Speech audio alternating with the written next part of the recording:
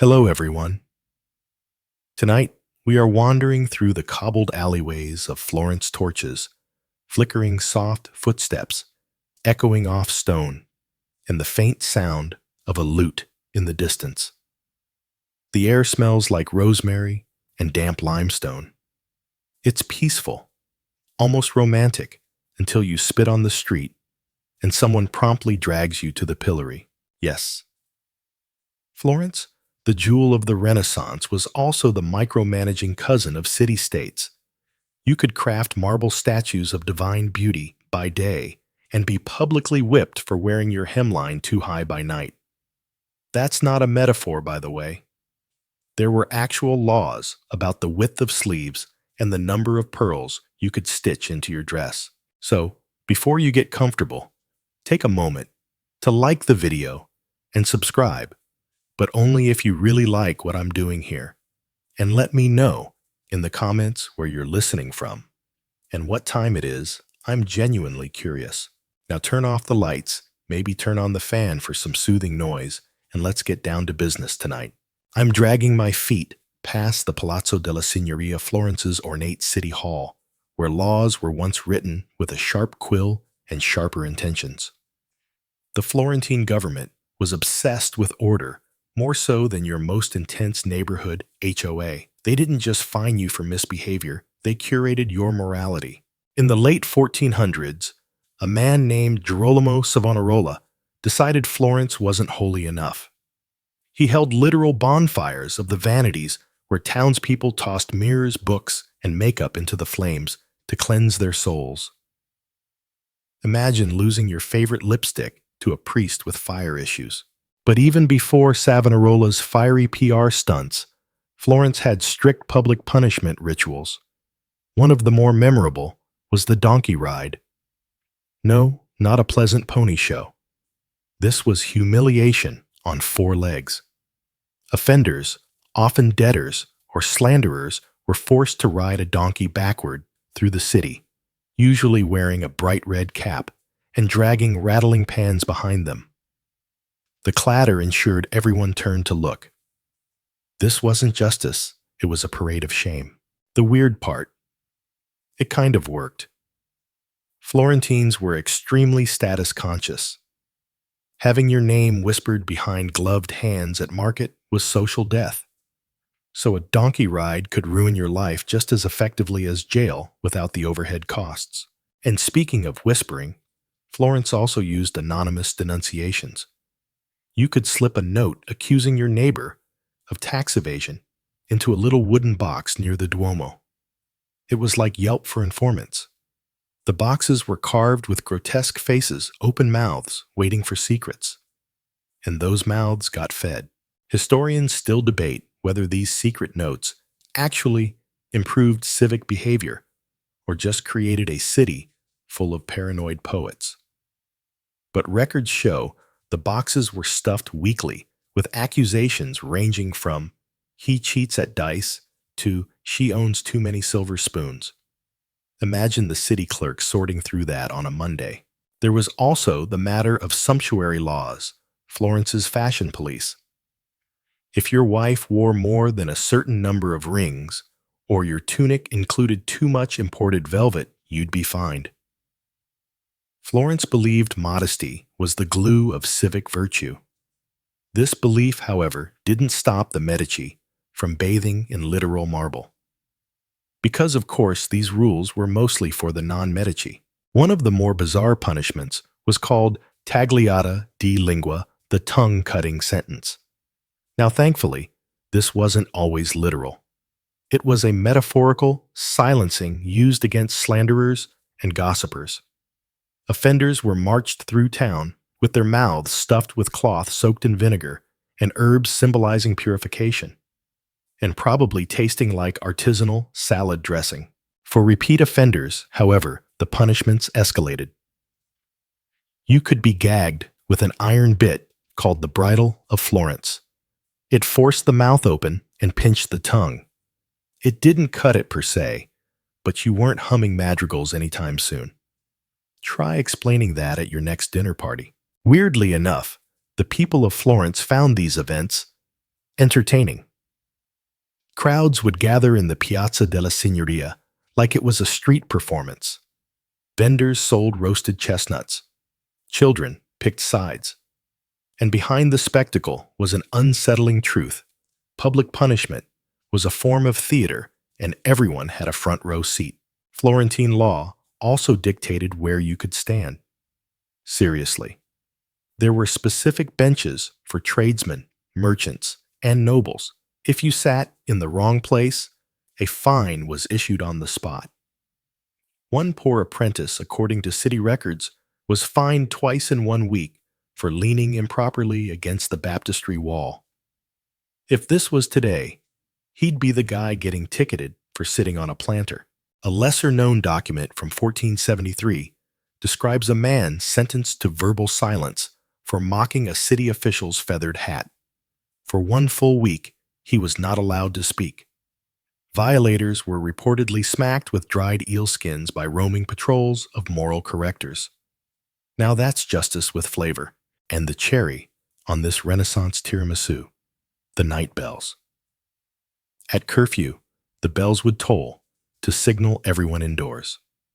Anyone found outside without a torch, a pass, or a noble excuse, like delivering a baby, was detained until dawn.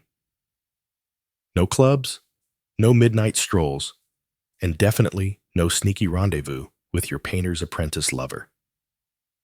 Looking at you, Isabella, Florence may have birthed Botticelli and Da Vinci, but it also birthed laws regulating when you could wear feathers, how you could walk, and what shape your sleeves should be. Let's just say if you were planning a Renaissance vacation pack modestly, next time you pass a statue of David, remember, he's not just beautiful. He's a symbol of a city that could punish you for chewing too loudly at council meetings. And that, friends, is the paradox of Florence. A city where beauty and brutality walked hand in hand, where poetry was sung in the piazza, while someone rode backward on a donkey for buying illegal lace. I'm in Bologna now, and let me tell you, it's not just the birthplace of tortellini and the oldest university in Europe. No, Bologna had a flair for making punishment weirdly theatrical and possibly dairy-based. Picture this. It's early morning and the Piazza Maggiore is already buzzing. Bread sellers setting up pigeons fluttering, and in the middle of it all, some poor soul strapped to a massive wheel of cheese. Yes, cheese. A big, heavy Parmesan round. Locals called it La Ruota del Formaggio. And if you were convicted of thievery, cheating, or anything that offended the mercantile gods of Bologna, you got yourself a rolling date with dairy destiny. They didn't just tie you to it. They strapped you to it, hands outstretched, like you were some blessed saint of lactose. Then they gave the wheel a shove and rolled you through the main square, gathering a following of laughing schoolchildren, bored housewives, and that one guy who always brought snacks. The cheese wasn't symbolic, it was practical. Heavy, hard to stop, and oddly fitting for a city that considered food a cornerstone of civic identity. Plus, Bologna loved to mix humiliation with spectacle. Being tied to food and bounced along cobbles made you the human version of a bad punchline. And oh, here's the kicker. If the wheel cracked mid-roll, the city had to pay for a new one, but the offender got a longer sentence. Because breaking government cheese, that's blasphemy. Historians still debate whether the cheese punishments were more metaphor than routine enforcement. Some argue it was satire gone institutional. Others say Bologna just had too much Parmesan lying around and not enough jail space. But this wasn't Bologna's only culinary punishment. There was a bizarre 15th century ordinance requiring bakers who underweighed their loaves to walk through the market naked, well, almost naked, covered in flour and honey, so bees could teach them a lesson. I'm not joking. Imagine explaining to your friends that you were arrested by bees. Florence might have had backwards donkey rides, but Bologna had insect-assisted justice. It wasn't all absurdity, though. The legal code of Bologna was among the most sophisticated in the region. Their university produced jurists who spent more time parsing Latin clauses than, say, sleeping or smiling. They codified everything. There were laws for where pigs could roam, how high fences could be, and even rules on the exact shape of a wine jug. Punishments were sometimes adapted on the fly, too. There's an old court record about a man who insulted the city's bell ringer. Instead of a fine, the judge sentenced him to ring the bells himself at dawn for a full week wearing a chicken feather headdress. If nothing else, Renaissance justice had flair. One of the more disturbing practices involved mirror shame. If you were caught lying under oath or forging letters, the court would mount a polished metal mirror in the square and force you to stare at your own reflection while your crimes were read aloud, sometimes for hours. The idea, face yourself, literally. Though I'd argue having to listen to a medieval bureaucrat read for 3 hours was punishment enough. In a society where public reputation mattered more than private guilt, these performances worked. A merchant might survive bankruptcy, but public flower-coating social exile. And then, of course, we have the tale of the cheese duel. Yes, it's real. 2 men, both cheesemongers, got into a feud over who had the better pecorino. It escalated naturally to a duel. The city council intervened and offered them a choice trial by combat or a cheese-off judged by blindfolded monks. They chose the cheese-off. The winner kept his stall. The loser had to wear a wedge-shaped hat for a year and publicly praise his rival's cheese every Sunday after Mass. Now, did this really happen? Well, historians still debate whether the cheese duel was fact legend or one of those tales exaggerated over generations of bored monks. But the city annals do mention disputes settled by culinary contest, and honestly, it wouldn't be the strangest thing Bologna did. Speaking of strange, let's talk about the whistle stocks. If you were convicted of false advertising like promising wine and serving vinegar, you'd be locked into a small standing pillory, outfitted with a flute-like whistle. Every time someone walked past, they were encouraged to blow it.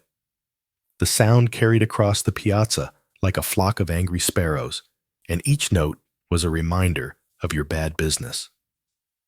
There was even a man appointed to oil the whistles to keep the humiliation crisp.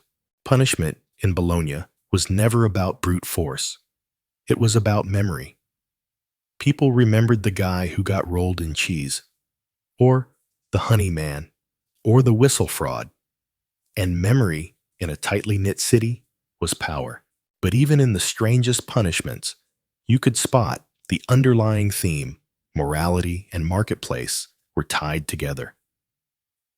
To offend the public wasn't just to commit a crime, it was to disrupt commerce, insult reputation, and upset the delicate harmony of urban life. And so, Bologna rolled its cheese and rang its shame bells. Because in a city that prized intellect and pasta equally, your punishment had better be creative, or at least very sticky. Oh, and before I forget, there's still a tavern near the old square that sells Justice cheese. It's just a wheel of hard Parmesan with a tiny plastic figure glued on top, looking very distressed. Tourist gimmick. Absolutely. Historical tribute.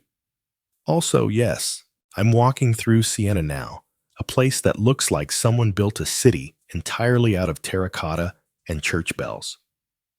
The narrow alleys feel like time capsules. Everything smells faintly of cured meats and candle wax. But don't let the quaintness fool you. Siena had a reputation for turning public punishment into full-blown theater. And I don't mean that figuratively. You see, Siena treated civic justice like a stage production. If you were unlucky enough to get caught committing a sin against the public, say drunkenness, blasphemy, or selling fake relics, you didn't just get fined. You got cast in a play, and spoiler alert, you were always the villain. They'd stick you in a donkey cart, dress you up in a jester's costume, and parade you through the city center, often accompanied by a small choir of boys who sang your crimes in harmony. Picture it. He lied about holy bones, la la la la la la la la la. It was humiliating, catchy, and oddly well rehearsed. There was even a special square where these performances took place, Campo della Vergogna, or the Field of Shame. The accused would be placed on a small stage made to reenact their misdeeds, sometimes with props. If you were caught stealing apples, you mimed stealing apples. If you were caught gossiping, a local actor, usually an out-of-work monk, would play your friend and you'd have to recite the words you said in front of the crowd. The entire event was directed by a city-appointed Maestro della Penitenza, literally Master of Penance, which is just Renaissance speak for a petty theater kid with a gavel. One record from 1492 tells of a merchant accused of watering down his wine. His sentence: to perform a soliloquy of apology, using only food metaphors while standing in a vat of grapes. People clapped. People booed. Someone threw a sausage. Historians still debate whether this theatrical tradition was inspired by church morality plays or if Siena just leaned a little too hard into community drama. Some claim it fostered empathy. Others say it was an excuse to mock neighbors under the guise of justice. Either way, it turned punishment into performance art. And they didn't stop with costumes and scripts. Props were essential. One of the more infamous punishments involved chaining the guilty to a goat. Why a goat? Because goats are unpredictable, noisy, and mildly terrifying.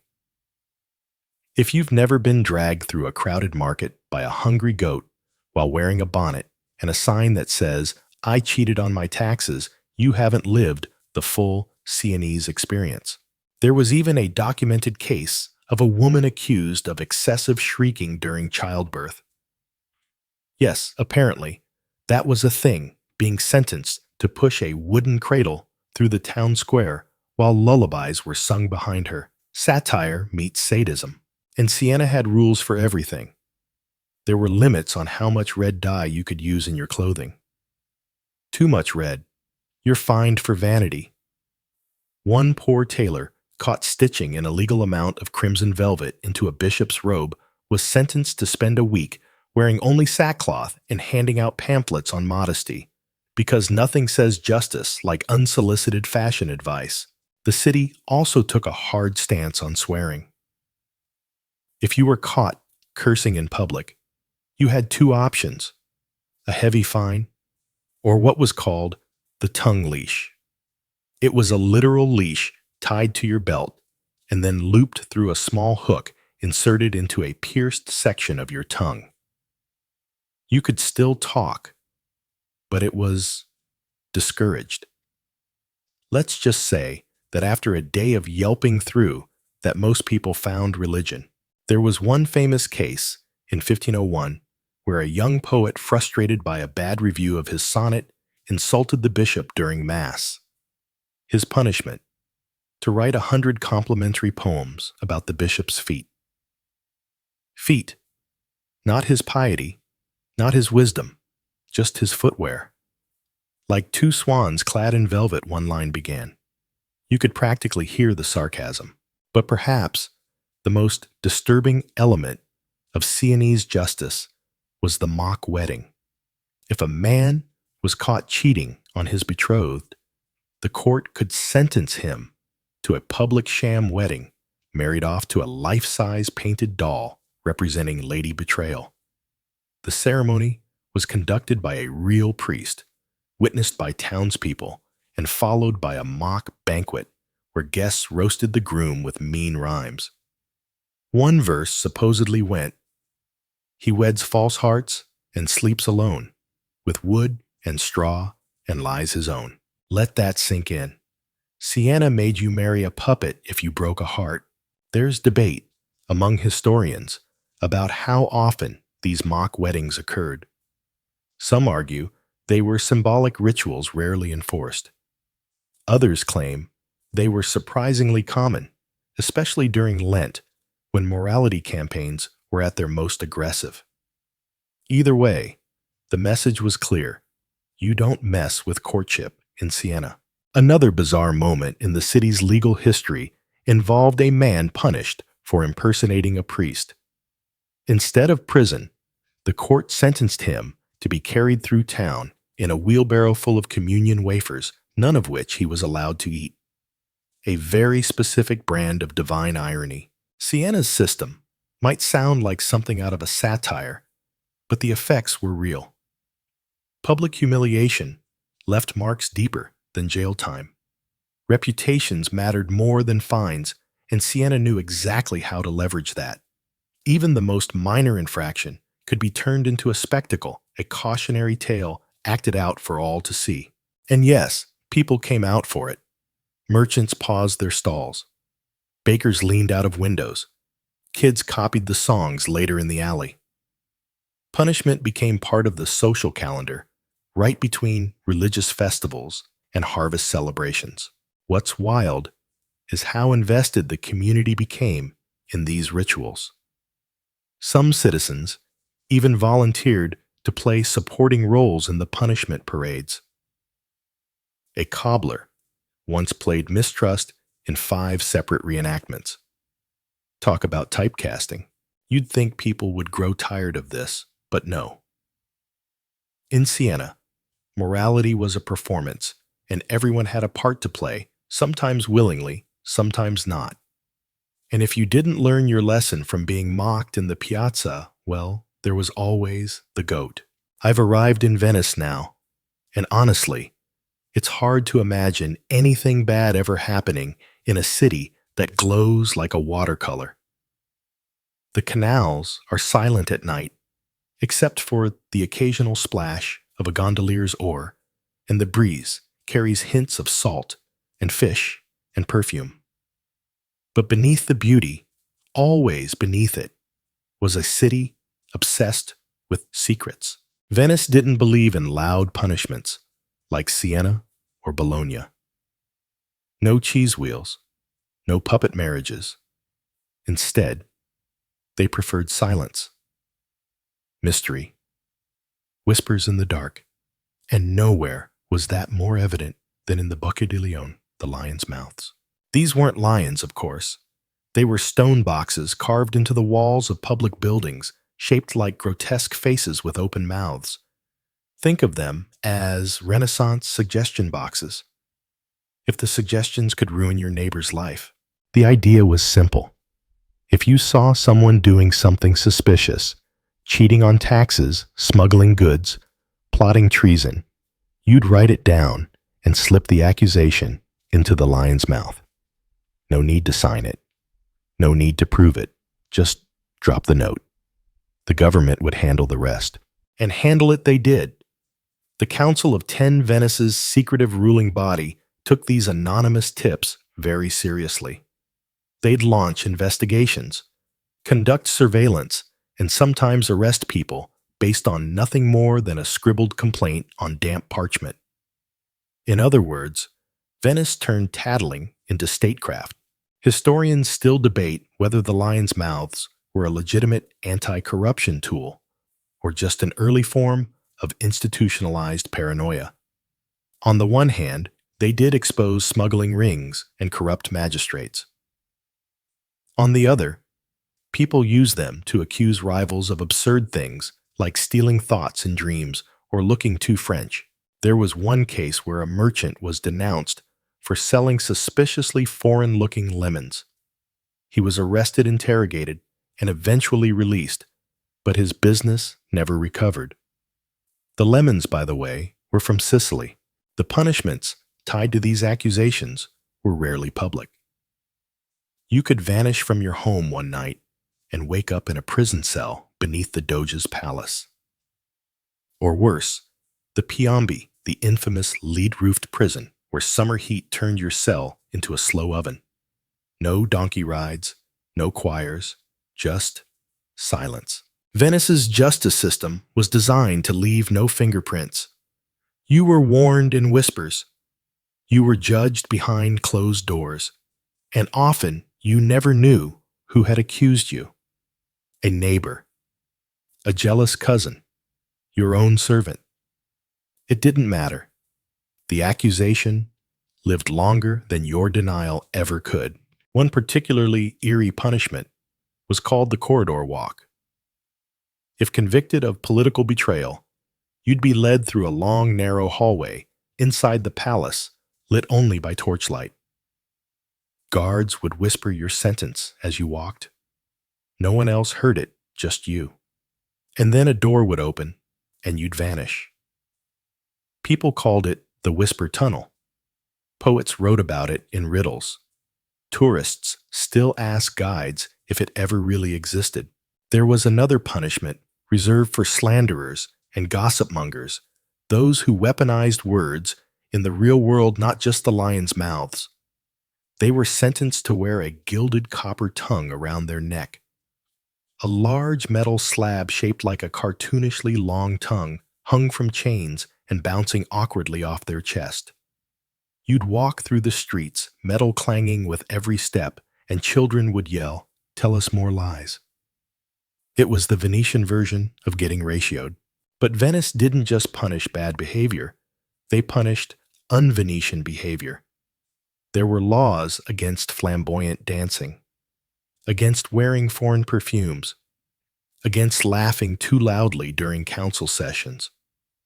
One senator, accused of giggling during a debate about military spending, was forced to sit alone in the corner for 3 weeks without shoes. The barefoot punishment was meant to make him feel the cold truth of the marble, whatever that means. It wasn't all doom and gloom, though. Venice had a flair for irony and justice. There's one record of a man accused of peeking into bathhouses being forced to spend a week submerged in a tub outside the bathhouse door. Naked numb, but very wet. Tourists assumed he was some kind of water feature. And then there was the snitch masquerade. If someone made a false accusation through the lion's mouth, and it was discovered, they were made to attend the next carnival wearing a mask of their own face, grossly exaggerated. Nose too long, mouth too wide. They'd be introduced as truth's pretender and made to dance alone in the square while confetti rained down. Nothing like a costume party to haunt your reputation forever. But the most unsettling punishment I came across in the records, the unspoken ban. If convicted of a crime too sensitive to speak aloud, usually political dissent or criticism of the Doge, the offender was sentenced not to prison, but to social erasure. No one was allowed to speak to them. Not their family, not their friends, not their grocer. They were invisible in plain sight. A ghost that walked the canals. And that's the thing with Venice. Other cities punished the body. Venice punished the soul. The embarrassment, the confusion, the loneliness. It was slower, quieter, but just as effective. One man famously said, "In Florence, they break your back. In Venice, they break your name." So next time you visit this city of water and music, look closely at the walls. Some of those lions' mouths are still there, weathered and cracked, but hungry as ever. And if you feel the urge to slip in a note, maybe just don't. Or do, but don't expect to be invited to the masquerade. Now I'm trudging uphill through Genoa, the air thick with the tang of salt, and something less pleasant, something vaguely sewer-like. That's not just a whiff of poor plumbing. It's the lingering scent of what might have been one of the most olfactorily creative punishment systems in Renaissance Italy. Because in Genoa, crime didn't just stink, it got you stinking. Let's talk about the stink mask. First picture, the alleys here narrow, shadowy, always damp. Rain doesn't fall in Genoa. It lurks. The walls close in on you, and the street gutters always carry something questionable. Now imagine being convicted of public waste dumping. Maybe you tossed your chamber pot from the second floor without shouting the traditional warning. Guardate sotto. Look out below wasn't just a courtesy. It was legally required. If you broke this rule and someone below got an unwelcome facial, especially someone important, you were marched to the city square and fitted with the maschera della puzza. It was a mask of hammered iron worn over the nose and mouth, filled with rotting matter, often a mix of spoiled meat herbs and actual human waste, depending on the creativity of the enforcer. They called it olfactory penance. I call it cruelly artisanal. You'd wear the mask for an entire day, paraded slowly through the city by guards as children held their noses and vendors jeered. It was public shaming, yes, but it was also practical. If you were known as the person who wore the stink mask last week, people remembered. You didn't throw your chamber pot out the window again, and you'd think that would be the worst of it. But no, Genoa's justice system was practically built on smells. There was a lesser-known punishment for fishmongers who sold spoiled goods. They'd be tied to their own rotting catch and made to stand barefoot in the fish market all day. As the sun warmed up, so did the smell, and the flies, and the moral clarity. Historians still debate whether this emphasis on scent-based punishment reflected deeper concerns about hygiene or if it was just a particularly gross brand of local pride. Genoa, after all, was a major port. They couldn't afford to look or smell like amateurs. But Genoa didn't just punish the dirty. They punished the too clean, too. There was a law prohibiting the use of foreign perfumes in public spaces. Some blamed the French. Others blamed immoral Eastern influences. Either way, if you walked into a chapel, smelling like ambergris and saffron, someone was taking notes. If caught, you could be sentenced to a sensory reset confined in a sealed room with sailors after a 3-week voyage. The idea was to reacquaint you with the noble scent of Genoese sweat. Think of it as medieval aromatherapy in reverse. Then there's the story of the sewer scribe, an unfortunate tax official found guilty of altering ledgers, was sentenced to record every fine issued in the port district while seated atop a wooden stool placed directly over an open sewer grate.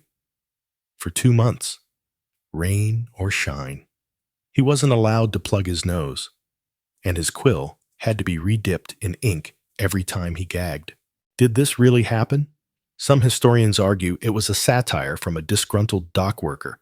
Others say city records show someone named Lorenzo il Fetido. Lorenzo the Foul logged nearly 400 pages from the stool office in 1511. If true, that man deserves a statue. With nose plugs, let's not forget Genoa's obsession with cleaning punishments. Minor crimes like lying in court or petty theft could earn you a sentence called La Pulizia Infinita, the infinite cleaning. Offenders were forced to scrub the city's public latrines with a brush made of pig hair and salt water. It never really worked. Salt water, as it turns out, isn't a great disinfectant, but it was itchy, and that was the point. Genoa also embraced what I'd call ritualized embarrassment. One punishment for blasphemy involved dressing the offender in all-white robes with a bright red sash reading "I spoke against the divine." They were then marched into church made to kneel and loudly recite the 10 Commandments, with every incorrect word corrected by a smack to the back of the head from the priest. Educational and humiliating. And sometimes the city just got weird. One record from 1499 details the case of a man who urinated on the door of a local official, an act of protest drunkenness, or both. His punishment, the chamber pot crown. For 3 full days, he wore an upside-down copper pot as a hat tied tightly to his head with the word stupido etched into the side. He was required to bow every time he passed another citizen. Legend says he eventually moved to Pisa, another favorite, the step of shame. For littering, yes, littering, you could be sentenced to walk up and down the city's steepest stairway, the Salita della Maddalena, carrying 2 buckets of dirty mop water and reciting The street is not my trash can. Every third step. If you stopped or forgot your line, start over. These weren't random. Genoa believed that punishment should mirror the offense. Dirty the street, clean it, insult the public with your stink. Breathe your own back in. It was equal parts logic and spectacle, and perhaps a little twisted, but it worked.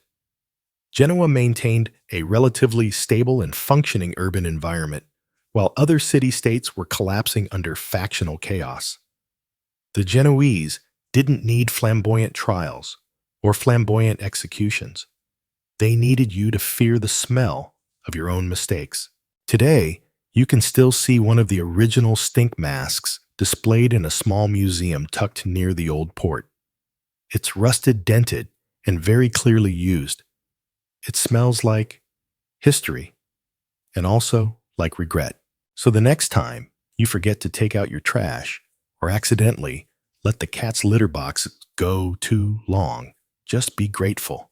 No one's fitting you for a metal nose cage stuffed with goat cheese and anchovies. Genoa may have kept its streets clean, but its punishments filthy genius. I'm in Modena now, where the cobblestones gleam like polished teeth, and every breeze seems to carry the faint tang of vinegar and self-importance. It's a smaller city, but don't let that fool you. Modena had big ideas about justice, especially when it came to food and faith, which, as it turns out, were practically the same thing here. Let's start with the bread thief. The story goes like this. Sometime in the early 1500s, a poor baker's assistant, let's call him Matteo, was caught sneaking a loaf of consecrated church bread out of the cathedral pantry. Not just any loaf. This one had been baked for Sunday Mass, shaped into a perfect oval dusted with golden flour, and allegedly blessed in advance by a visiting bishop. So naturally, Matteo tried to sell it on the black market. The punishment. He was dragged through the streets with his hands tied to a wooden bread paddle, the kind you'd use to slide dough into a hot oven. Except this one had nails sticking out. At the end of the parade in the city square, the court declared him unfit to handle holy sustenance and sentenced him to lose both hands. Now, historians still debate whether this actually happened or whether it was symbolic. Some records suggest his hands were bound for life, not removed. Others insist the hand cutting was real, but not carried out, just threatened to scare him stiff. Either way, it's the kind of story Modena liked to preserve. Moral, clarity, public theater, and a side of rustic horror. But food crimes weren't the only ones Modena took seriously. There was another law written in impossibly ornate Latin that criminalized the act of laughing too loudly during Mass. First offense, fine. Second offense, public apology. Third offense, you guessed it, opera. That's right. Modena had a punishment called the singing sentence.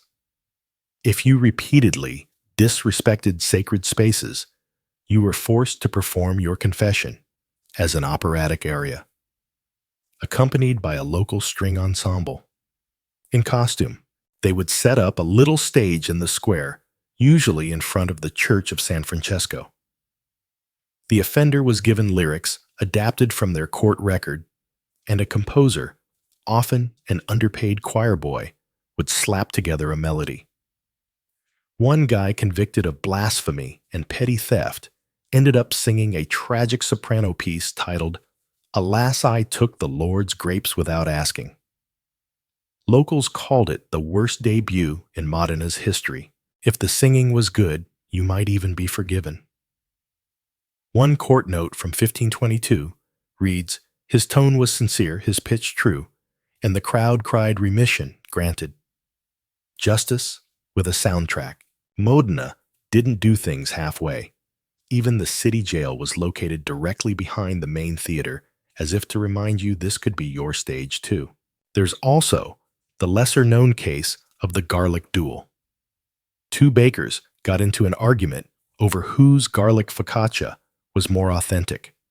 Words turned to fists, and fists nearly turned to knives. But instead of jail time, the city magistrate ordered them to settle the matter with a cook-off judged by monks. The loser had to wear a garlic necklace for a month and was banned from using yeast for an entire year. That's culinary exile. Modena's justice system was weirdly food-obsessed and sometimes outright comical. But it also had a darker side. Take the cage of ashes, for instance. If you were caught desecrating a tomb, say stealing jewelry from a crypt, you were locked inside a human-sized iron cage suspended in the cathedral's belfry. Every time the bell rang, the cage shook. And if you survived long enough, the bell ringers would throw ashes on you from above to remind you of the dust to which you will return. It wasn't a long-term punishment. Most lasted a week or two. But the psychological toll, tremendous. One man reportedly emerged convinced he had spoken to saints. Another forgot how to speak altogether. Yet for all their intensity, Modena's punishments had a poetic flair. They believed that shame should be felt, not just enforced, that consequences should echo in the memory longer than bruises, and that opera goat's garlic or ashes could teach you something a dungeon never would. And speaking of memory, remember? The tongue biters of Florence Modena had its own version. If you were caught lying under oath, you were sentenced to wear a mouth-shaped wooden gag called il muto. Shaped like exaggerated lips, it locked your jaws shut but left just enough room for you to whistle, which of course meant people expected you to whistle. Every time someone passed you, they'd say, "Let's hear the Liar's tune." One poor soul sentenced during Lent had to stand outside the cathedral every Sunday and whistle Ave Maria through the gag. He became a tourist attraction. Local artists sold mini figurines of him. He didn't lie again. Another iconic punishment, the lantern walk. For public drunkenness, you were ordered to walk the entire perimeter of the city walls at night, barefoot, holding a lantern filled with rancid oil. The smell was unbearable. The cold was intense, and you had to shout, "I bring light to my mistakes," every 50 steps. If your lantern went out, start over. If it didn't, good luck getting the stink off your hands. Modena didn't believe in prison for most offenses. Why bother when you could humiliate someone, teach a lesson, and entertain the public all at once? Their philosophy was that punishment should sting, but also stick in your head like a tune. And so, the city echoed with strange songs and whistled hymns with parades of flower-covered bakers and repentant singers in tights. Modena's justice wasn't blind. It was fully costumed in the spotlight and always ready for an encore. I've made it to Mantua now, where everything seems to echo. Stone courtyards, vaulted ceilings, even the water feels like it's whispering under the bridges. This was a city of dukes and dancers, poets, and power. And while Florence used donkeys and Bologna used cheese, Mantua punished its citizens with something far more terrifying: public performance. Let me explain. In the early 1500s, Mantua was home to a thriving opera scene. The ruling Gonzaga family were patrons of the arts, commissioning grand performances and lush costumes that made the city shimmer like a Renaissance Broadway. But with all that culture came an idea only Mantua could have cooked up: execution by opera. Okay, not literal execution. No guillotines during intermission. But Mantuan justice found a way to combine shame, spectacle, and music in a way no other city dared. If you were found guilty of a serious but non-capital offense, say fraud, blasphemy, or mocking the Duke's toupee, you could be sentenced to perform your confession during an actual opera. There's one documented case that's become local legend. A failed actor named Lorenzo di Parolo had made a habit of impersonating court officials to get free meals at noble houses. He'd show up in a cloak claim he was with the Duke's Tax Bureau and demand supper in the name of the Republic. It worked until it didn't. When he was finally caught, the magistrates saw a delicious irony. They sentenced him to sing his crimes live, on stage during the final act of La Giustizia di Minerva. He had to appear as a character named Bugia, which literally means lie, and confess everything in rhyme, in costume, wearing a pig mask. The crowd loved it. He wept. Someone threw a turnip. And just like that, Mantuan justice entered the history books as the only court system with a built-in orchestra. Historians still debate whether these performances were common practice or just isolated events. Some scholars argue it only happened a few times, reserved for those who were both criminal and mildly talented. Others believe Mantua had a whole subgenre of penance operas performed only once, never archived, like divine one-night-only spectacles. But this wasn't just about singing. Mantua also liked to sentence people to creative rewrites. If you were a scribe caught plagiarizing official documents, your punishment could include rewriting classic court proclamations in iambic pentameter. One man had to retranscribe the city's tax laws as a sonnet cycle. He got through 53 stanzas before begging to be fined instead. Even tailors weren't safe. A local seamstress who embroidered scandalous cartoons into noblewomen's gowns was ordered to design costumes for the next civic play about humility, and every single outfit had to be made out of potato sacks. Historical record says the performance was lumpy but effective. Mantua didn't just punish individuals, it punished themes. When gambling got out of control in the 1490s, the city commissioned a morality pageant. Anyone caught with dice or betting slips was required to attend, wearing giant dice costumes. Six-sided, bulky cardboard affairs. They'd shuffle through the piazza while a hired narrator read lines like, "The fool bets silver, but wakes with shame." That narrator, a former gambler himself, sentenced to be the voice of regret. Then there was the punishment known as the silent roll. If you were convicted of perjury or fraud, you might be forced to take part in a public play, but in total silence. You'd be given elaborate hand gestures and facial expressions, but no lines. Everyone else would speak. You'd just mime. One merchant reportedly had to mime confusion, greed, and remorse during an entire production about corrupt silk traders. People applauded, then fined him again for being too expressive. Let's not forget the audience box. This was reserved for those convicted of disrespecting the arts. Maybe they'd heckled a poet or walked out of a concert early. These offenders were made to sit in a raised box during public performances, dressed in ruffled collars that read, "I clapped at the wrong time." They weren't allowed to blink. If they fell asleep, they had to buy the orchestra dinner. Now some might ask, why go to such theatrical lengths? Why not just toss people in a cell and be done with it? Because Mantua didn't believe in punishment as separation. They believed in punishment as reintegration. You made a public mess. You cleaned it up in public. You offended the soul of the city. You performed for its forgiveness. The city even had a yearly event called La Serata delle Colpe, the Night of Wrongs, where selected offenders who had already served their sentences were invited to reenact their crimes for the crowd, this time as farce. Think of it as a comedy roast for felons.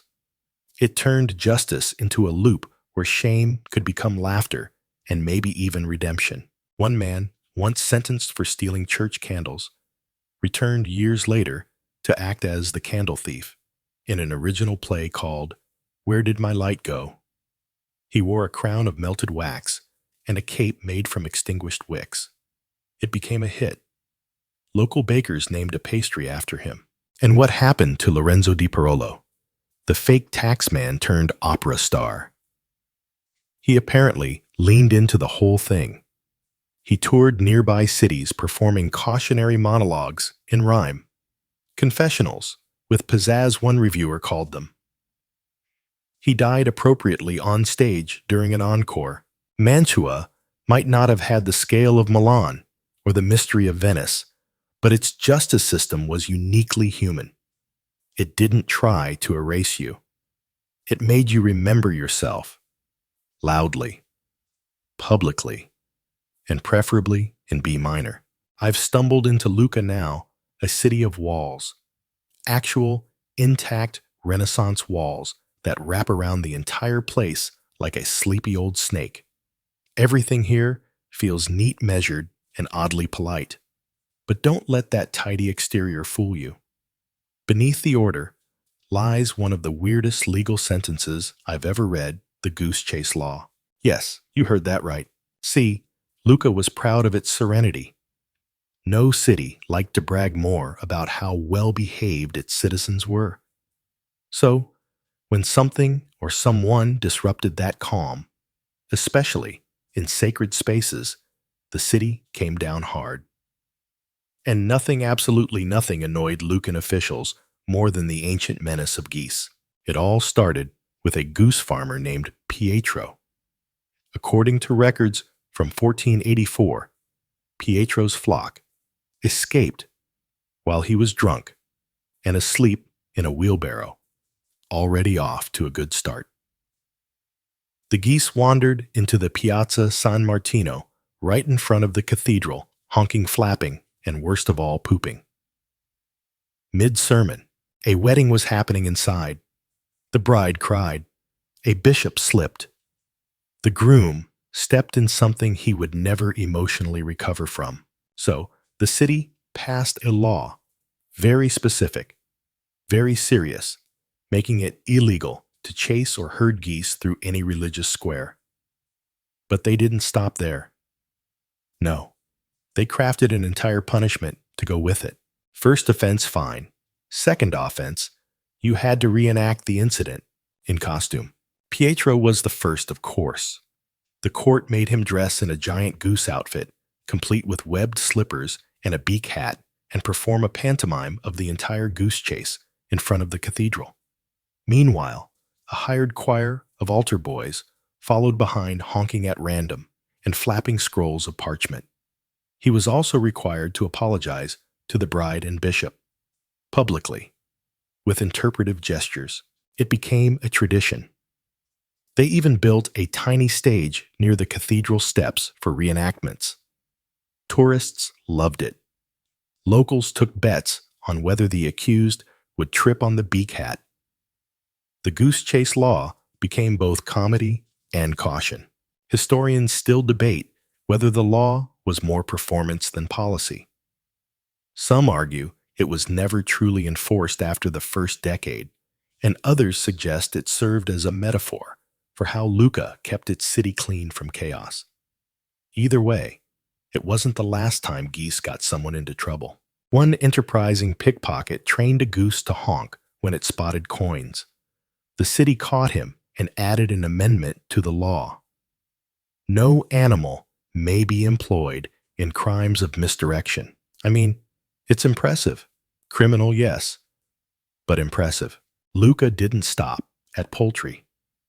There were fines for feeding pigeons too aggressively, for sneezing during Mass. 3 sneezes was the legal maximum, and for wearing overly loud clogs inside the church.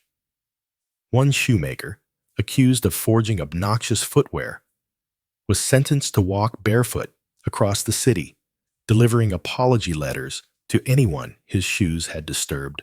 But it's not just the bird-related laws that make Lucca special. It's how seriously they took symbolic space. The cathedral square wasn't just a square. It was sacred.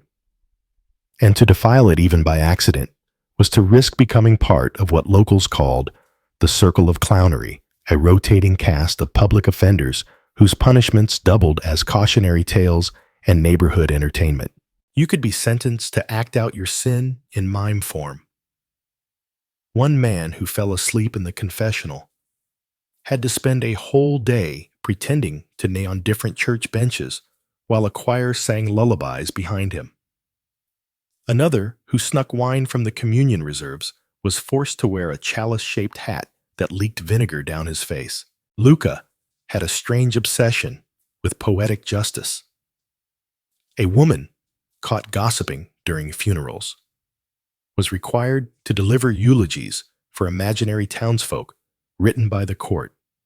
These included lines like, "Here lies Giuseppe, who once stole radishes and never lived it down." Let's not forget the bell ringer's restitution. If you were caught mocking the bell tower chimes, apparently a hot topic, you were sentenced to ring the bell yourself at dawn for 7 straight days, while dressed as a bell. Yes, a bell. A large cylindrical costume with holes for your arms and a cap shaped like a clapper. Kids called them ding-dong men. Even the mayor's son wasn't immune. He once staged a prank wedding using a pig and a scarecrow, don't ask, and was sentenced to clean the goose stage every morning for a month. The mayor, to his credit, attended the punishment with a straight face, although witnesses claimed he bit his knuckle to keep from laughing. Luca's genius lay in its restraint. Unlike other cities, which turned punishment into blood or grand opera, Luca made you into a walking joke. You weren't beaten or exiled. You were ridiculed. Quietly, consistently, and always with that particular flavor of bureaucratic creativity only Renaissance Italy could master. And while the goose chase law is no longer active, the city does hold an annual festival called La Festa dell'Oca, or Goose Day, during which costumed townsfolk reenact historical punishments, including the infamous Goose Parade. There's even a statue of Pietro Goose Hat, and all perched on the edge of the cathedral square. He's become a folk hero in his own strange way. So, if you ever find yourself in Lucca, be careful around birds. Don't wear noisy shoes. And for heaven's sake, don't sneeze more than twice in church. Because this city, wrapped in its perfect little walls, doesn't just remember your sins, it stages them. Padua now. Ah, Padua. The air here feels older, somehow quiet, studious, maybe a little judgmental. There's something about the stone courtyards and the faint scent of aged paper that tells you this was, and still is, a city of thinkers. The University of Padua is one of the oldest in Europe after all, where Galileo once looked at the stars and said, "Hey, maybe we've got it wrong." But alongside all this brilliance and curiosity came one of the strangest punishments I've come across, yet the tonsure of ridicule. Now, if you know anything about monastic life, you know the tonsure is that weird haircut bald on top, hair in a ring worn by monks. It symbolized humility, submission to God, and a total rejection of vanity. But Padua, always the innovator, took that symbol and turned it into a public punishment. The tonsure of ridicule was reserved for certain misbehaviors, mocking priests, forging church documents, impersonating clergy, or just behaving like an all-around ecclesiastical nuisance. And if you earned this sentence, you were marched to the university square and given half a tonsure. That's right, just one side of your head shaved clean, while the other remained untouched. Lopsided. Unmissable. The haircut equivalent of being called out by name. Historians still debate whether the idea came from actual monastic codes or whether it started as a student prank that the city turned official. Whatever the origin, it became a legal sentence, a visual brand of shame. One particularly unfortunate man, recorded simply as Giovanni the Loud, was given the half tonsure after interrupting 5 consecutive sermons with unsolicited Latin corrections. His punishment included a week-long ban from libraries and a sash that read, "I knew not what I knew." Irony served. But Padua didn't just use humiliation, it used symbolism. Offenders were often made to carry exaggerated props that mimicked the tools of the scholarly or sacred world. A man accused of plagiarizing a doctoral thesis had to walk the university cloisters with a massive fake scroll made from stitched-together laundry rags. It unraveled behind him as he walked, collecting dust and literally tripping over his own words. For heretics and troublemakers, there was the cloak of confusion. It was a reversible robe, black on one side, white on the other, with the words, "Perhaps I am stitched," down the middle. Offenders had to turn the robe inside out at every toll of the cathedral bell. The message, "You're not consistent, so now you dress like it." And in case you think that's all too subtle, allow me to introduce the procession of unholy scholars. Every spring, the city held a day of penance where anyone convicted of academic dishonesty had to join a parade barefoot, wearing dunce-like hats shaped like inverted inkwells, each with a quill stuck at a crooked angle. Some hats dripped ink. That was intentional.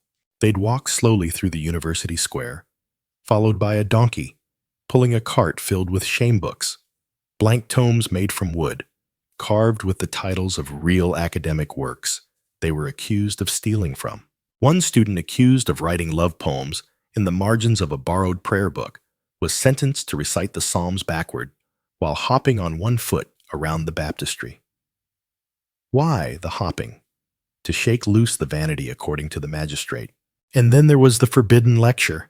A man found spreading banned texts, mostly spicy Greek philosophy, was forced to give a 1-hour lecture on the dangers of overthinking. He had to deliver it from atop a stool in the rain, while scholars threw cabbage leaves if he used any word with more than 3 syllables. Word is, he made it 14 minutes before he cracked and started quoting Plato again. Padua believed in intellectual discipline. The mind was sacred, so to abuse it for vanity, deception, or laziness was to desecrate a kind of temple. And so they punished you, not with violence, but with irony. Visual biting, unforgettable irony. Another odd fact, Padua had a regulation about ink stains.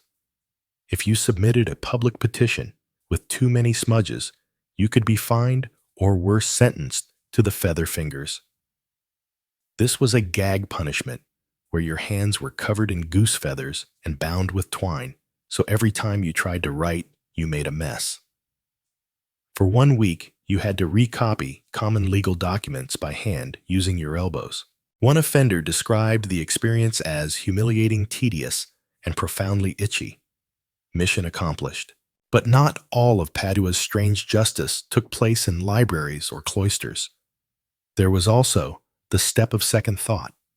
If a person committed a public act of arrogance, say, loudly declaring themselves smarter than everyone in a tavern, they could be sentenced to walk the city's main staircase over and over, pausing on every step to recite a proverb about humility. If they stumbled or forgot one, back to step 1. Let's not overlook the false prophet bell. If you were caught spreading false religious visions or end-of-days predictions, a popular pastime in the 1400s, you were locked in a wooden booth with a bell above your head. Every hour, the bell would ring and you had to shout, "I was wrong about the end," until your voice gave out.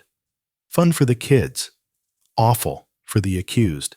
And yet, despite all this, Padua somehow managed to hold on to its air of dignity.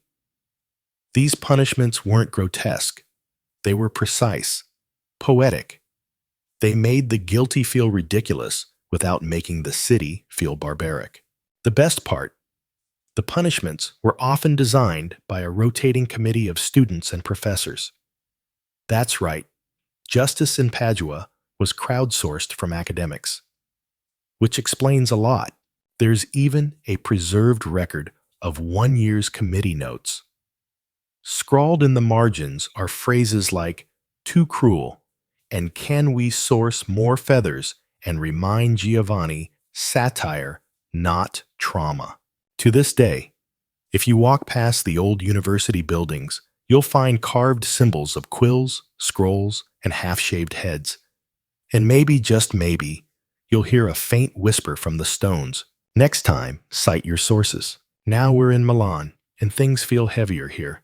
The city breathes differently. The stone feels colder underfoot. The air more metallic, like it's been infused with centuries of steel and silence. There's grandeur, yes, but not the flamboyant kind you'd find in Florence. Milan was a place of power strategy and precision, so naturally, when it came to punishment, they built something that felt permanent. Welcome to the Hall of Echoes. It sounds dramatic, because it is. Deep beneath the Palazzo di Giustizia, Milan's formidable court building, there was once a chamber designed not to hold prisoners, but to hold their sentences. Literally, the room was circular, stone walls, domed ceiling, no windows. And the acoustics were engineered so that even the softest whisper bounced back in eerie clarity. One clap would ring for several seconds. One word, say guilty, could chase you in circles. Now, imagine being sentenced in that room, standing alone, surrounded by a semicircle of judges in black robes, their faces half lit by torchlight. When they read your punishment, they spoke slowly, clearly, and then silence. Except it wasn't silent. The chamber made sure of that. Your sentence would echo again and again and again until it no longer sounded like words, but like memory itself. One witness account from the 1490s described it like this: I felt the judgment not with my ears, but with my bones. Which I must admit sounds like something from a Black Mirror episode. Only it was real. Milanese justice didn't just want to tell you what you did wrong. They wanted you to live with it, reverberating in your mind, like a ghost you invited in. Historians still debate whether the acoustics were intentional or just a happy accident of architecture. Some say the room was originally meant as a music chamber and repurposed by a particularly moody duke. Others claim it was always meant for echo judgment, part of a larger campaign to instill internalized obedience. Whatever the truth, the psychological weight was undeniable. But Milan wasn't just about moody echoes. No, they had a whole philosophy around reflective punishment. Literally, another known sentence involved the mirror corridor, a hallway lined with polished brass and steel, angled to distort your reflection just slightly enough to make you feel off balance. Offenders, especially those guilty of fraud or vanity, were made to walk this corridor barefoot while reciting a written confession. Each step was disorienting.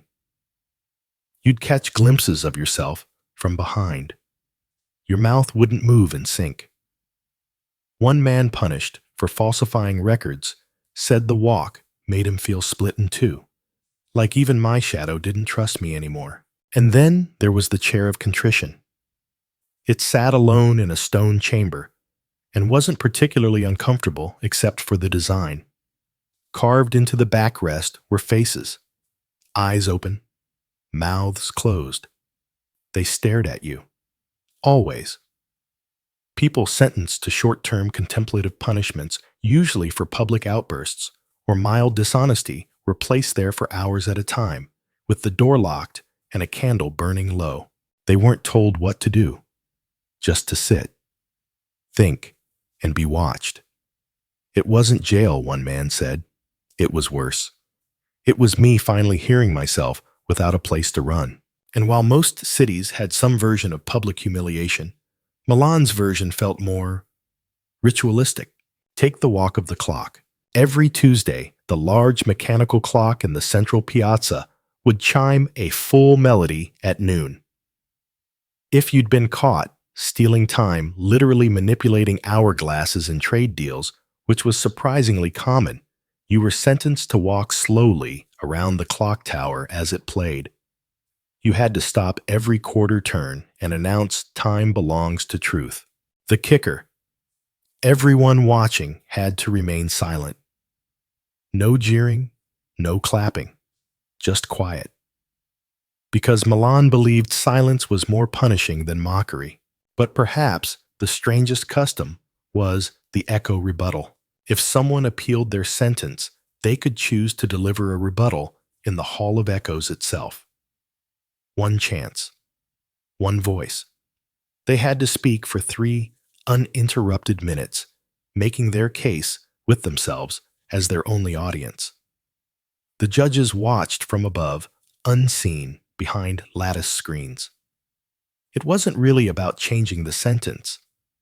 It was about seeing whether you could argue against yourself and not crack. The success rate, almost 0. Milanese justice didn't aim for your skin. It aimed for your soul's acoustics. And they didn't shy away from symbolism either. One tradition involved assigning shadows. If you were caught impersonating a noble, pretending to have a title or coat of arms, you'd be assigned a silent citizen to follow you for a month. This shadow wore a gray cloak and stood behind you at public gatherings. Didn't speak, didn't interfere, just loomed. The idea to show everyone that yourself wasn't yours anymore, that even your presence had been confiscated. Oh, and one more for the road. The whisper of the hourglass. People convicted of greed, particularly corrupt tax officials, were sentenced to carry an oversized hourglass filled with black sand. It was noisy, loud grains. You could hear it across the market square. They'd wear it around their neck for days, like a cursed pendant. And each time someone asked the time, they had to answer, "Too late to be honest." Milan didn't just punish what you did. It punished how you thought, how you remembered, how you looked in a mirror afterward. Even now, tour guides claim that if you stand alone in the old Hall of Echoes, you can hear ghostly words riding the air currents. Condonato, bugia, silencio. Maybe it's wind, maybe it's stone memory, or maybe Milan built itself to never forget. Back in Florence, but this time not for art or arches. I'm here chasing the legend of the Judgment Hound. Sounds ridiculous, right? A dog delivering justice. But ask any Florentine grandmother, and she'll tell you about it in hushed tones, like it's not just legend, but local memory. Here's how it supposedly went during a brief and particularly superstitious period in the 15th century. Florence became obsessed with the idea of divine signs. They were reading meaning into everything: cloud formations, goat behavior, even the way pigeons landed on rooftops. And out of this spiritual chaos emerged one of the strangest stories I've ever heard: a dog who could smell guilt. Now, the actual dog called Justitia, or Justice, was a massive black mastiff reportedly owned by one of the lesser Medici cousins. According to records, this dog was present during several high-profile trials held in the open courtyards of the Palazzo Vecchio. The court claimed he had an uncanny instinct for dishonesty. If you were lying, the dog would growl. If you were innocent, he'd sit quietly at your feet. That's it. No scientific basis. No training documentation. Just growls and silence. Eventually, the dog's reputation grew so large that he was used symbolically. The magistrates started placing a stone carving of Justitia at trials. And if the real dog barked while you testified, well, let's just say you'd better start repenting. Historians still debate whether Justitia was a real dog or a metaphor wrapped in fur. Some claim the whole thing was staged, judges bribing the dog's handlers to elicit reactions and intimidate defendants. Others argue it was just mass hysteria, a few lucky guesses, and suddenly everyone's afraid of barking during depositions. But fear makes things sticky in the mind. There's one trial transcript from 1468 that references the dog's warning. A silk merchant accused of smuggling trembled so hard when the mastiff approached that he fainted. When he came to, he confessed everything. Not because the dog barked, but because he thought it would. That's the scary part. It didn't need to be real. It just had to feel real.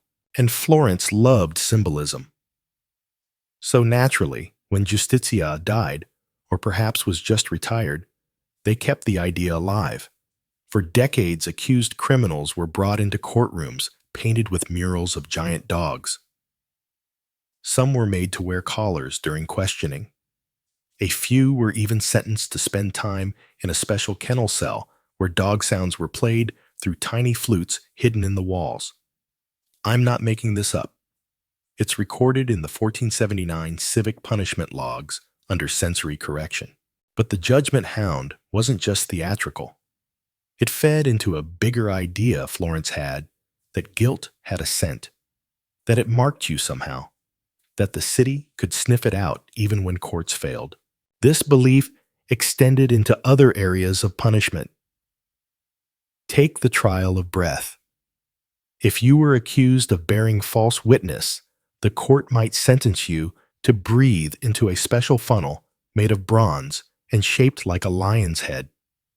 It wasn't connected to anything, but officials would examine the breath for signs of deceit, then declare, "The wind bears falsehood," or "The wind carries truth."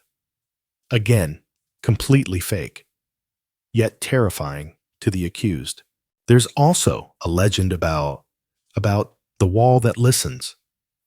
Supposedly, a narrow chamber in the palazzo had acoustic vents that carried sound from confessional booths to a hidden room where magistrates would eavesdrop. Offenders who confessed to crimes inside churches were then summoned to court days later, horrified that God had apparently tattled. Of course, these tricks weren't just about fear. They were about control. Florence wanted you to feel watched, not by people, but by justice itself, by eyes in paintings, by dogs in statues, by whispering walls and lion-shaped funnels. You weren't just punished here, you were haunted. Another curious punishment, the collar of contrition. It was a heavy metal loop worn around the neck, but it wasn't locked. You could remove it any time. But if you did, you were instantly declared guilty. It was a test of conscience. People would walk around with the collar for days, weeks, even months, unable to sleep, unable to eat, until the guilt either broke them or forced them into confession. One woman accused of poisoning her neighbor's soup wore it for 94 days. On day 95, she turned herself in crying that the collar had grown tighter each night. It hadn't. But the mind does funny things. And Florence being Florence, of course there was an artistic punishment. The frame of folly was a wooden picture frame worn on the chest like a sandwich board. Inside was a crude self-portrait of the offender drawn under court order and surrounded by scrolls listing their misdeeds. For minor public crimes like drunkenness or street theater without a permit, you'd walk through the city wearing your own caricature. One man drew himself with 6 noses and a pig's tail. Another drew himself as a stick figure crying into a wine bottle. Both were applauded, literally. People clapped as they passed. And then there's the story of the painter's trial. A man accused of vandalizing frescoes by drawing rude figures into the background, his punishment. To repaint the same wall, but this time he had to include himself in every scene, being kicked, dunked, spanked, and laughed at by angels. The fresco still exists. It's subtle. But once you spot the guy getting shoved by a dove, you can't unsee it. In a city where art was sacred, Florence turned creativity against you. Even Justitia, the judgment hound, became a recurring motif. His stone form appears above doorways, on courtroom ceilings, even in mosaics along the Arno. Tail up, eyes forward, waiting. The real dog long gone, But the fear he sparked, that justice could come from instinct, not evidence, lingered for centuries. And that might be Florence's greatest invention. Not the dome, not the David, but the feeling that someone somewhere, even a dog, knows what you did. Now we find ourselves in Parma, a city that doesn't scream for attention, but hums with quiet dignity. Known for cheese and prosciutto today, but back in the Renaissance, Parma had its own form of justice that was anything but subtle. It was called the Bell of Shame. First time I heard about it, I thought it was just a poetic metaphor, some kind of gentle nudge to do better. But no, it was real. It was big. And when it rang, the entire city knew someone had seriously messed up. The Bell of Shame, or La Campana del Disonore, was suspended in a small arched tower near the old court square. It didn't toll for death or war. It tolled only for public humiliations. Whenever someone was sentenced to a civic shaming, the bell rang exactly 3 times, slowly, ominously, and loud enough to shake your breakfast table, and then the city gathered. No exceptions. If you were within hearing range, you were expected to attend the event. Shopkeepers closed stalls. Priests postponed sermons. One record mentions a wedding being delayed so the bride and groom could observe the public restoration of civic balance. I'm sure that made for a romantic memory. And what did these punishments look like? They started with the offender being paraded into the square, escorted by 2 guards dressed in all gray, dragging chains behind them, just for sound effect. The guilty party wore a smock dyed with streaks of soot and egg yolk, not because it meant anything, but because it looked ridiculous. They carried a placard with their name and crime written in oversized curly letters. Parma liked its fonts theatrical, but the most important detail, the offender had to ring the bell themselves, 3 more times, with their own hands, using a thick rope that burned your palms if you pulled too quickly. The message was clear: you brought this shame on yourself, and now you're sounding the alarm. Historians still debate whether the Bell of Shame was created as part of a broader religious ritual or just a civic invention. Some say it was inspired by medieval excommunication ceremonies. Others think it was just Parma's creative twist on public deterrence. But it didn't end there. After the ringing, the offender had to sit on La Sedia del Ricordo, the chair of memory, a high wooden stool painted white placed at the center of the square. They'd sit there for 1 full hour. No shade, no water, just the eyes of the entire town on you. Children were encouraged to ask questions. Seriously, that was part of the punishment. The city employed a moral instructor. Basically, a guy with a stick and a scroll who guided children in asking questions like, "Why did you lie to your neighbor, and is cheating at dice worth this shame?" The idea was to make you answer out loud in front of those most likely to remember it. The crowd wasn't allowed to jeer. Parma didn't believe in angry mobs. It believed in dignified disapproval. You could frown, you could whisper, but if you so much as threw a tomato, you might be the next one ringing that bell. One man convicted of pretending to be a noble to secure better seats at the opera was sentenced to wear a paper crown labeled Baron of Bologna Sandwiches and forced to narrate his crime as a fairy tale for children. His voice cracked during the part where he admitted to bribing an usher. The kids clapped anyway. Another famous case, a butcher who watered down his meat to save money. He had to stand in the square holding 2 slabs of spoiled pork arms outstretched until they slipped from his grasp. The bell rang 3 times again when he dropped them. His shop closed within a month. Then there was the case of the silent groom. A man who refused to say "I do" during a wedding arranged to settle a property dispute. The wedding collapsed. Lawsuits followed. The court sentenced him to ring the bell of shame wearing a bridal veil and carry a bouquet made from garlic bulbs and parsley. He was required to recite love poetry to his own reflection in a silver tray. It was, according to the court record, a lesson in the consequences of unfinished vows. And the bell itself, it was cast in 1431, made from melted church bells that had cracked during a siege. Its tone is described as hollow and personal, not loud like a war bell, but deep, like a voice coming from a cave. Over time, people said it took on a personality, that it sounded disappointed. A few believed the bell could sense guilt and would toll more loudly for those who were truly unrepentant.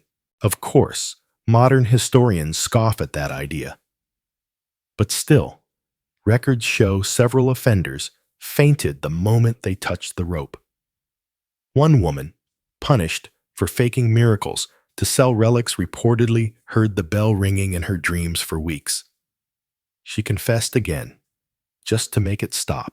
And here's the weirdest part. When the bell cracked in 1567 during a punishment ceremony, the city held a funeral. Yes, a literal funeral for a bell. They dressed it in a velvet shroud, paraded it through the square, and buried it beneath the court building. A new one was cast within the year using some of the old metal. Locals claimed it never quite sounded the same again.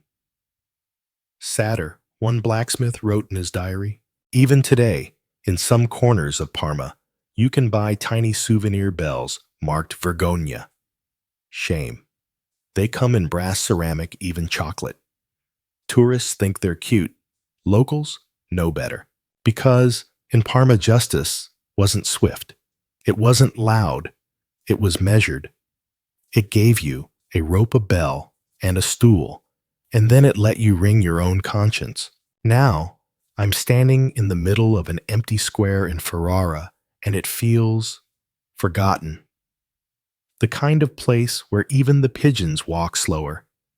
Everything has that soft, dusty quiet you only get in cities that once burned bright, but now dream in sepia. But don't let the sleepiness fool you. Ferrara had one of the strangest punishments of all, the eternal bench. It sounds simple, harmless even. A bench in a public square? Sit on it. That's it, right? Wrong. Because in Ferrara, that bench wasn't just a place to rest. It was a place to vanish. A sentence so subtle and yet so devastating, it could erase a person without touching a single hair on their head. Let me explain. When someone was convicted of a crime not serious enough for prison, not public, enough for shame parades, but still severe enough to warrant consequence, Ferrara used la pancina dell'oblio, the bench of forgetting. The offender would be sentenced to sit on a specific bench in the Piazza delle Erbe, just a little too close to the fish market, a little too far from the church every day, from sunrise to sunset. Dressed in dull brown. No symbols, no labels, no guards. Just sitting. For how long? As long as the court decided. Could be 3 days. Could be 3 years. The rules were simple. You had to sit there. You couldn't speak to anyone. You couldn't work, couldn't beg, couldn't read. You just had to be present, boring, untouchable. And everyone else, they were ordered to ignore you, not just encouraged. Ordered. Anyone caught speaking to you, feeding you, even acknowledging your presence, they would be fined. Or worse, made to sit beside you. It was social purgatory, wrapped in silence. One man sentenced for insulting a tax official's mustache, which was apparently a crime, sat there for 9 months. People walked around him like he was a statue. His children were instructed not to wave. His wife left food nearby, but never looked him in the eye. He eventually left the city. Historians still debate the effectiveness of eternal bench sentencing. Some say it was an act of cruelty, psychological torture, in plain daylight. Others argue it was a peaceful alternative to prisons, a way to encourage inner reflection without chains or violence. But no one debates this. It worked. People feared that bench more than jail. Because jail ends, shame fades. But being forgotten, that lingers. There were rules, of course. You could stretch your legs. You could blink. One offender was scolded for making shadow puppets on the wall after noon. A court scribe added a clause, no animal miming between the bells. One poor artist, accused of painting unauthorized murals, was sentenced to sketch only what he saw from the bench, but not allowed to sell or display his work. Over 2 years, he drew more than 500 images of the same square, all slightly different. He later published them under the title The World That Forgot Me. It became a bestseller. The punishment wasn't limited to men. Women could be sentenced too, though they were usually placed on a separate bench closer to the marketplace so they could be observed but not pitied. Yes, the phrasing was exactly that cold. One famous case involved a woman accused of excessive dramatics at a funeral. Apparently, she wept too loudly and made a rival look emotionally inferior. She was sentenced to 7 days on the eternal bench. By day 4, she developed a 1,000-yard stare that reportedly haunted small children. The city quietly ended her sentence a day early, but perhaps the eeriest story comes from the records of 1514. A young clerk named Marco was sentenced to the bench for falsifying his brother's marriage certificate. Harmless right, a family matter. But he sat there, and sat there, and sat there, until people stopped remembering why. At some point, no one knew if he was still serving a sentence or just broken. He became a fixture, a shape in the square. Tourists asked if he was a monk. Children called him Il Silenzioso, the silent one. When he finally died, sitting up, eyes open, the city buried him in a nameless grave and painted the bench black. Today, the bench is still there, painted black every year on the anniversary of his death. Tourists sometimes sit on it for photos. Locals glance away. There's even an unspoken rule: don't sit on it too long. Someone might think you've been sentenced. And once that thought enters a crowd, well, let's just say people start keeping their distance. Ferrara also had other punishments, of course. The lantern path for drunks, the sack parade for petty thieves, but none so quietly brutal as the eternal bench, because it wasn't about pain or spectacle. It was about removal. They didn't want to punish you. They wanted to forget you, and that somehow feels worse. The moon is rising over Venice again, shimmering in the black water like spilled silver.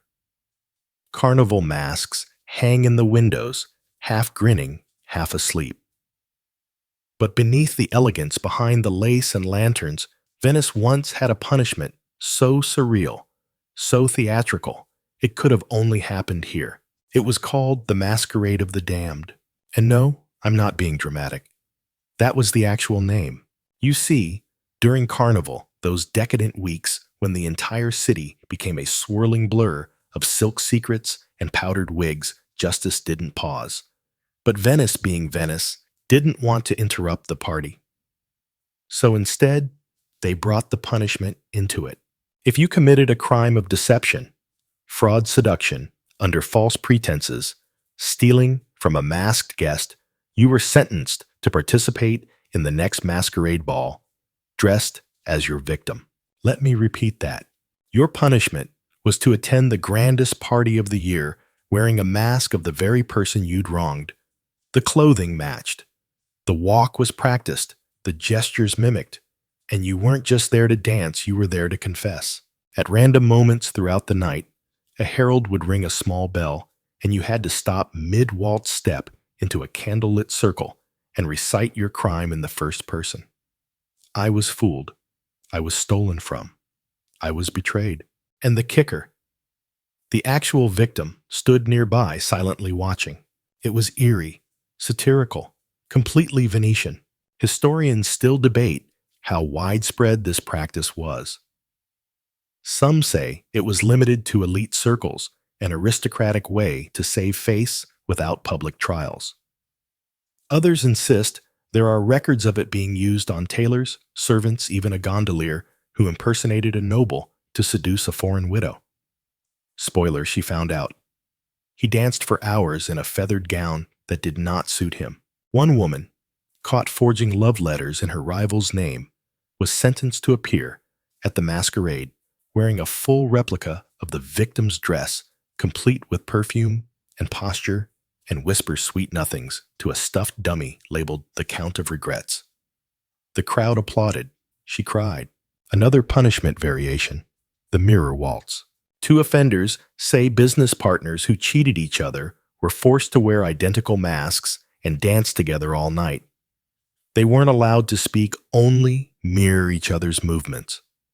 At the final bell, they had to write a confession in chalk on the ballroom floor before the cleaning servants swept it away. The symbolism ran deep. Guilt identity masks. Venice was obsessed with the blurring lines between appearance and truth. And there was no better stage for that than Carnival. In some cases, judges invited guests to vote with rose petals. White meant forgiveness. Red meant condemnation. The petals were tossed at the feet of the accused after their monologue. Too many red petals, you were banned from the following year's carnival. And in Venice, that was social death. There was also the mock marriage. If two lovers were caught conducting an affair behind someone's back, particularly if they wore disguises during their trysts, they could be sentenced to a fake wedding in the square. Dressed in elaborate costume. Vows rewritten to confess every lie. I take thee, deceiver of hearts and hoarder of secrets. It was all legally meaningless, but reputationally catastrophic. One merchant's daughter had to marry her cousin's unfaithful fiancé in full peacock regalia. She fled to Verona the next morning. He joined a monastery. And don't even ask about the Harlequin walk. That one involved polka-dotted tights, juggling onions, and reciting bawdy limericks about your own crimes. It was mostly for pickpockets, but the masquerade of the damned was something else entirely. It turned justice into theater, forced you to become the person you hurt, forced you to see yourself through their eyes literally. Was it cruel? Maybe, but it was also undeniably artistic. Even the masks were carefully chosen. Made by court-commissioned artisans, each one was exaggerated just enough to make you look like a caricature of your victim. A longer nose, sadder eyes, flushed cheeks. The idea wasn't just to copy, but to haunt. There's a preserved mask in a museum near San Polo papier-mâché, painted with delicate wrinkles and eyes rimmed in dark blue. It's labeled, Madame Aurelia Widowed by Deceit. Underneath is a short inscription. He danced in her grief, so she could dance in peace. And of course, Venice being Venice, some offenders enjoyed their punishment, turned it into performance, leaned into the drama. One silk merchant sentenced for exploiting a deaf tailor hired musicians to follow him through the masquerade and played tragic songs every time he entered a room. People gave him coins. He donated them to the tailor.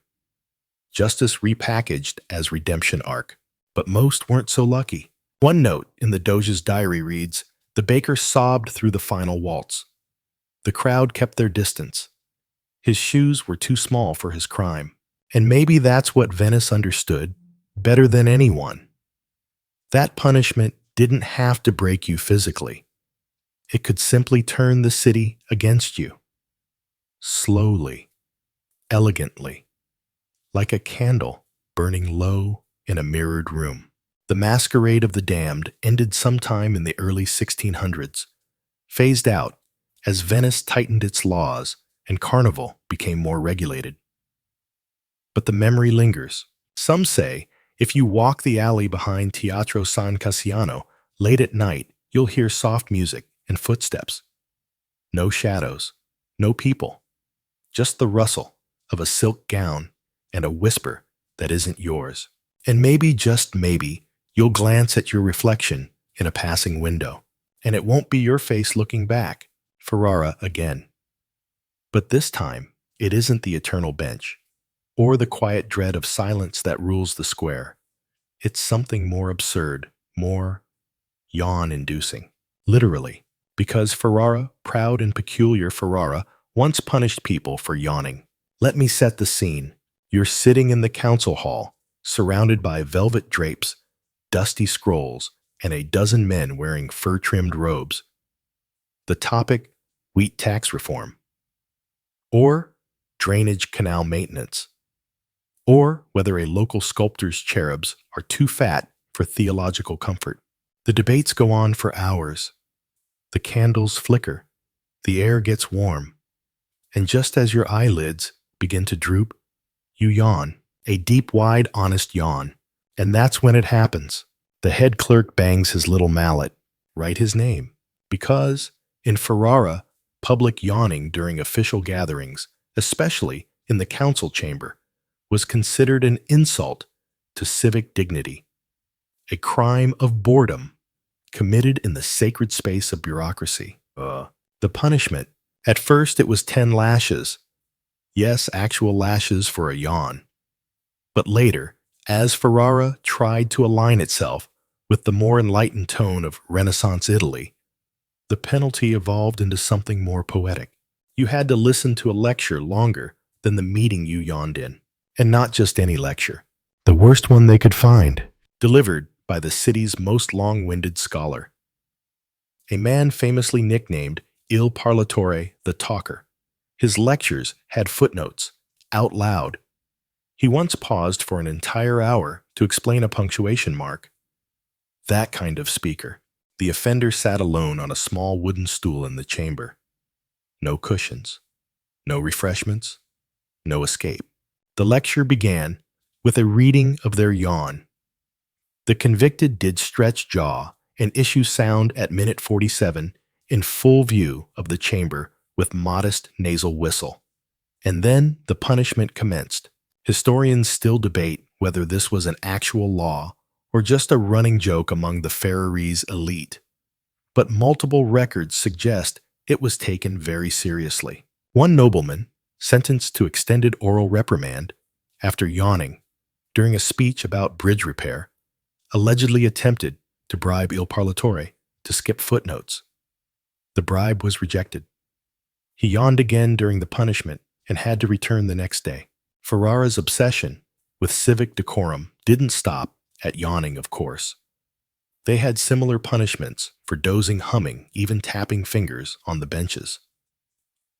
One baker was famously caught whistling during a city audit and sentenced to recite the budget backwards. He made it to line 32 before collapsing in frustration. There was even a guild responsible for monitoring public attentiveness, Gli Osservatori della Noia, the Watchers of Boredom. Their job, sit in the back row and make note of fidgeters, slouchers, and sighers. If you looked even slightly disengaged, your name went on the list. That list was published weekly. One woman, a scribe's wife, appeared on it 17 times in 2 months. She became known as La Sbadigliante, the Yawner. She later claimed it was a medical condition. The court prescribed licorice tea and mandatory interest in politics.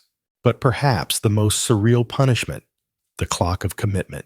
Offenders were required to wear a small wooden clock around their neck with a single hand and no numbers. Every hour, they had to reset it themselves, symbolizing their willingness to remain present. If they forgot or reset too early, the punishment started over. The city carpenter made the clocks custom. Some are still on display in Ferrara's Civic Museum. There was also the audience chair, a seat placed in the very front of every council meeting reserved for repeat yawners. It had no backrest and was bolted to the floor at an odd angle, ensuring maximum discomfort. A small wooden sign above read, "Here sits the body, but not the mind." Ferrara wasn't content with making an example of you. They wanted to extract an apology from your posture. One tailor convicted of unengaged posture during proceedings of minor tax deliberation, was sentenced to embroider the words, "I find governance thrilling," onto 50 velvet pillows, later distributed throughout the council chamber. It's absurd, and yet deeply intentional, because, in Ferrara, to appear bored was to insult the idea of community. The act of governance wasn't just administrative, it was sacred theater. And you, as a citizen, were expected to watch with rapt attention. No popcorn, no blinking, and definitely no yawning. Even children weren't exempt.